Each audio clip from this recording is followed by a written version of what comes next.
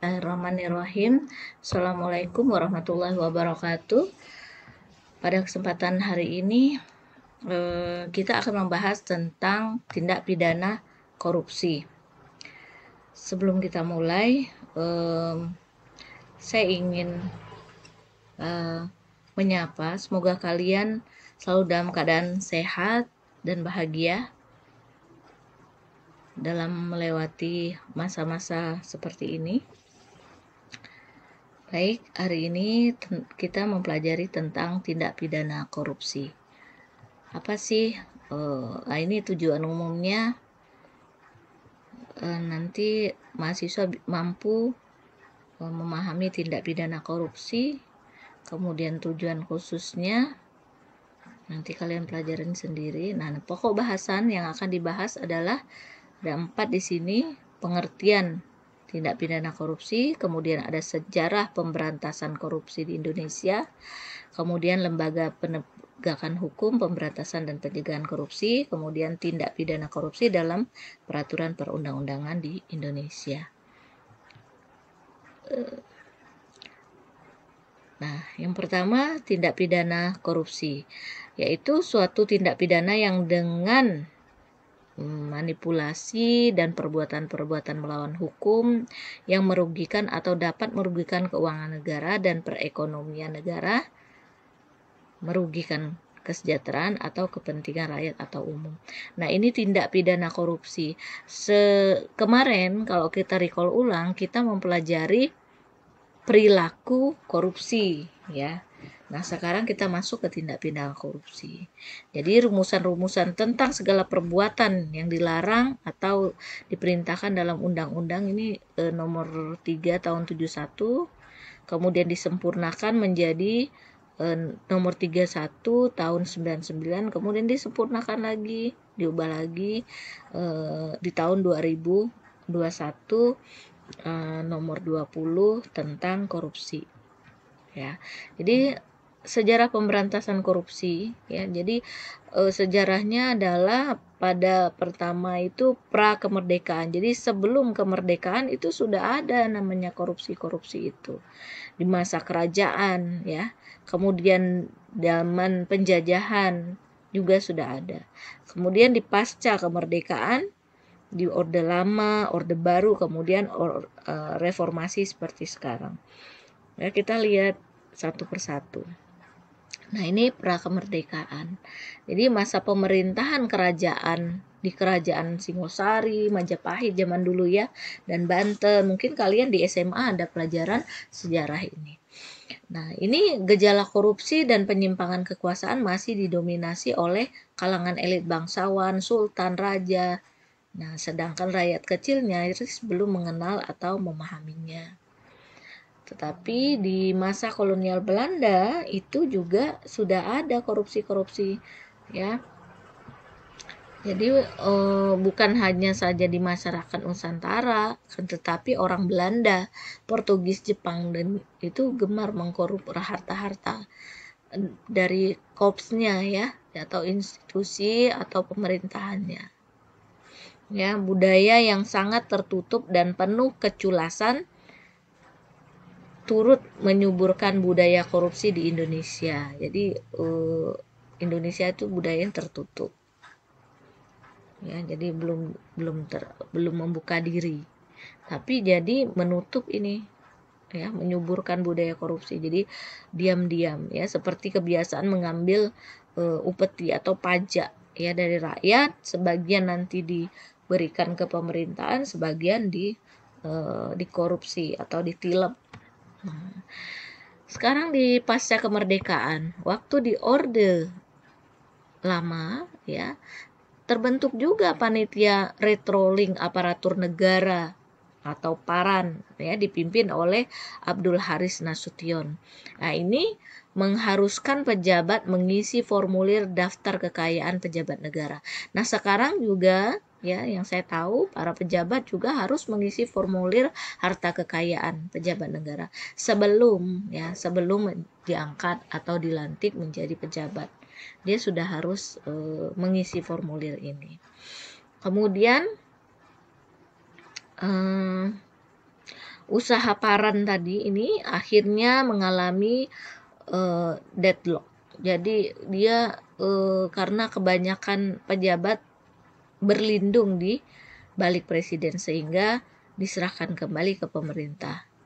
Jadi banyak ya, jadi presiden itu tidak termasuk karena zaman dulu Presiden Soekarno itu udah presiden seumur hidup gitu ya.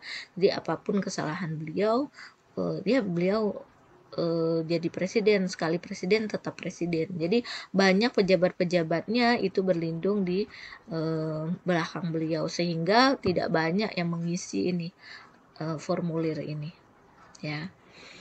Kemudian diserahkan lagi ke pemerintah melalui keputusan Presiden nomor 275 tahun 1963, upaya pemberantasan korupsi kembali digalakkan dengan membentuk lembaga yang bertugas meneruskan kasus-kasus korupsi di masa pengadilan yang dikenal dengan Operasi Budi.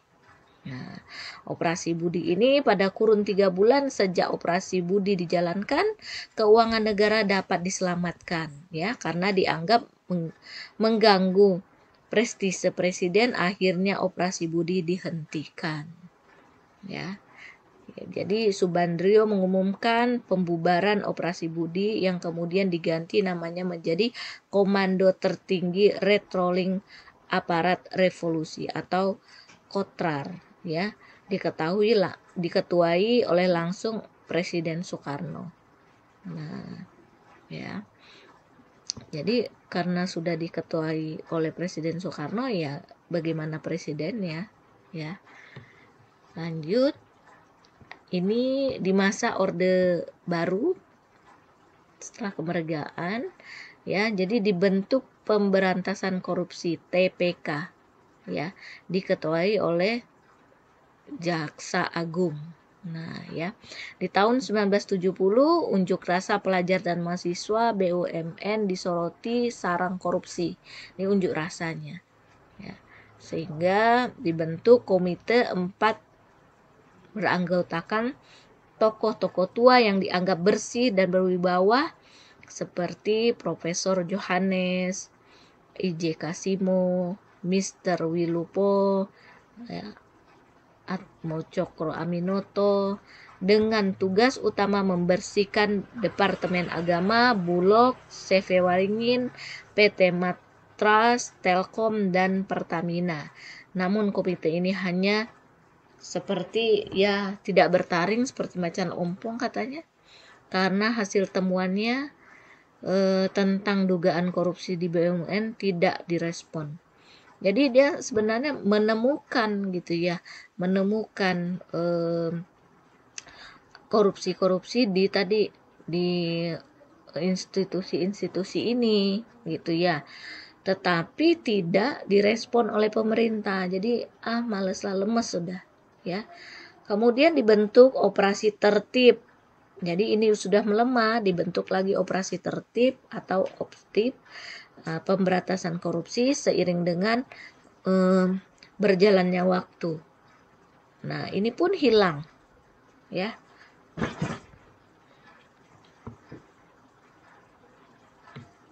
Kemudian di era reformasi.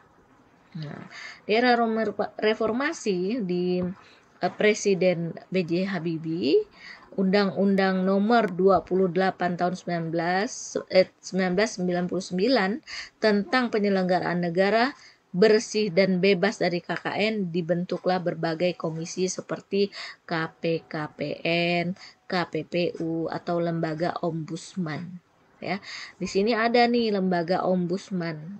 Jadi kalau kita ombudsman itu adanya di daerah-daerah gitu ya. Jadi kalau ada penyelewengan tersangka penyelewengan aset-aset negara dan merugikan keuangan negara, itu kita bisa lapornya ke ombudsman. Nggak usah jauh-jauh pergi ke KPK di Jakarta. Jadi KPK itu hanya ada di Jakarta, cabangnya adalah ombudsman. Nanti setelah kita melapor dan identitas kita insya Allah akan dirahasiakan. Nah, nanti ombudsman akan turun ya, melihat fakta kenyataannya di lapangan. Benar nggak si A ini melakukan penyelewengan keuangan negara? Nah, gitu. Atau suatu instansi yang melakukan penyelewengan terhadap kekayaan negara. Nah, di zaman Gus Dur, tim gabungan pemberantasan tindak pidana korupsi atau TGPTPK dibentuk dengan keputusan Presiden, Maksa Jaksa Agung Marzuki Darusman, ya, dan dipimpin Hakim Agung itu melalui suatu judicial review Mahkamah Agung akhirnya dibubarkan, ya. Akhirnya dibubarkan ini tim gabungan pemberantasan tindak pidana korupsi ini akhirnya dibubarkan. Sejak itu mengalami kemunduran dalam upaya pemberantasan KKN, ya. Setelah itu proses pemeriksaan kasus dugaan korupsi yang melibatkan konglomerat Sofyan Wanandi dihentikan dengan surat perintah pemberhentian penyelidikan atau SP3 dari Jaksa Agung. Ini zaman Gus Dur, ya, pemberhentian ini. Ini sejarah, ya, faktanya. Akhirnya Gus Dur didera kasus Bulogate dan menyebabkan Gus Dur diturunkan menjadi dari presiden. Nah, ya.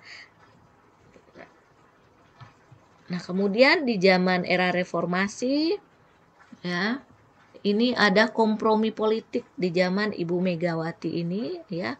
Laksamana Soekardi sebagai Menteri Negara BUMN tidak luput dari pembicaraan di masyarakat karena kebijakannya menjual aset-aset negara. Ini sering, ya, zaman ini Ibu Megawati ini menjual aset-aset negara. Pada tahun 2003 dibentuklah suatu komisi untuk mengatasi atau menanggulangi dan memberantas korupsi di Indonesia.